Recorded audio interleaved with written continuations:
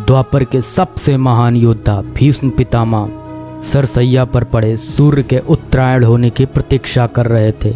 तभी उनके कानों में एक परिचित ध्वनि शहद घोलती हुई पहुंची। प्रणाम पितामह। भीष्म के सूख चुके होठों पर एक मरी हुई मुस्कुराहट तैर उठी और बोले, आप देवकी नंदन कृष्ण, स्वागत है तुम्हारा। मैं बहुत देर से तुम्हारा ही स्मरण कर रहा था। कृष्ण बोले, क्या कहूँ पितामह, अब तो यह भी नहीं पूछ सकता कि कैसे हैं आप। भीष्म पितामह चुप रहे, कुछ क्षण बाद बोले, कुछ पूछूं के सब, बड़े अच्छे समय से आए हो। संभवतः शरीर छोड़ने के पूर्व मेरे अनेक भ्रम समाप्त हो जाएंगे।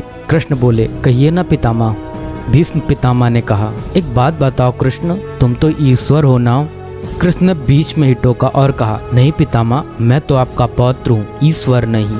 भीष्म उस घोर पीड़ा में भी ठहाके लगाकर हंस पड़े और बोले, कृष्ण, मैं अपने जीवन का स्वयं कभी आकलन नहीं कर पाया। संभवतः नहीं जानता कि अच्छा रहा या बुरा, पर अब तो इस धरा से जा रहा हूँ कन्हैया, अब तो ठगना छोड़ दो। कृष्ण भीष्म पितामह के थोड़ा करीब आए और उनका हाथ पकड़कर बोले, कहिए पितामह, क्या पूछना चाहते हैं आप। भीष्म पितामह बोले, एक बात बताओ कन्हैया, इस युद्ध में जो हुआ वो ठीक था क्या। कृष्ण ने कहा, किसकी ओर से पितामह, पांडवों की ओर से या कौरवों की ओर से।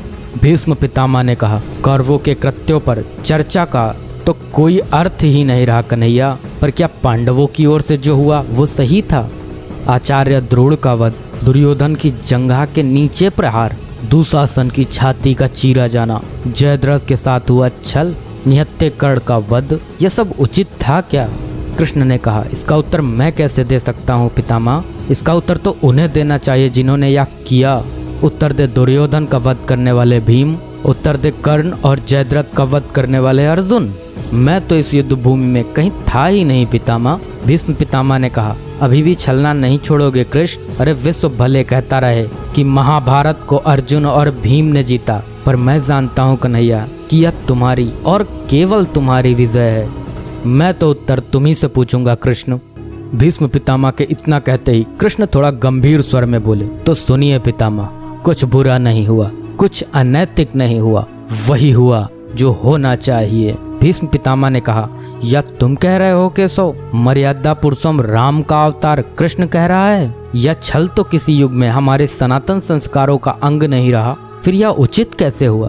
कृष्ण ने कहा, इतिहास से शिक्षा ली जाती है पितामह, पर निर्णय वर्तमान की परिस्थितियों के आधार पर लेना पड़ता है। हर युग अपने तर्कों पर, अपनी आवश्यकता के आधार पर अपना नायक चुनता है। राम त्रेता युग के नायक थे, मेरे भाग में द्वापर आया था। हम दोनों का निर्णय एक सा नहीं हो सकता पितामह। भीष्म पितामह ने कहा, मैं कुछ समझ नहीं पाया कृष्ण। कृष्ण ने कहा, पितामह, राम और कृष्ण की परिस्थितियों में बहुत अंतर है। राम के युग में खलनायक भी रावण जैसा शिव भक्त होता था।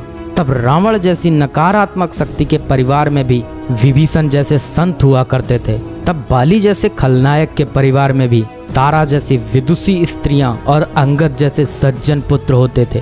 उस युग में खलनायक भी धर्म का ज्ञान रखता था, इसलिए राम ने उनके साथ कहीं छल नहीं किया।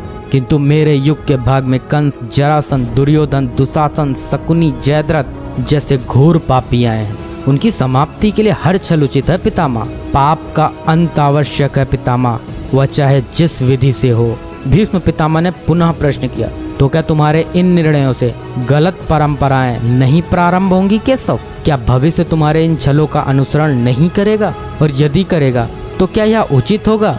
कृष्ण ने कहा, भविष्य तो इससे भी अधिक नकारात्मक आ रहा है पितामह। कलयुग में तो इतने से भी काम नहीं चलेगा, वहाँ मनुष्य को कृष्ण से भी अधिक कठोर होना होगा, नहीं तो धर्म समाप्त हो जाएगा। जब क्रूर और अनैतिक शक्तियाँ सत्य एवं धर्म का समूल नाश करने के लिए आक्रमण कर रही हों, तो नैतिकता अर्थहीन हो जाती है पितामह। तब महत्वपूर्ण होती है विजय, केवल विजय। भविष्य को यह सीखना ही होगा पितामह। भीष्म पितामह ने पूछा, क्या धर्म का भी नाश हो सकता है केशव, और यदि धर्म का नाश होना ही है तो क्या मनुष्य इसे रोक सकता है। कृष्ण ने कहा, सब कुछ ईश्वर के भरोसे छोड़कर बैठना मूर्खता होती है पितामह।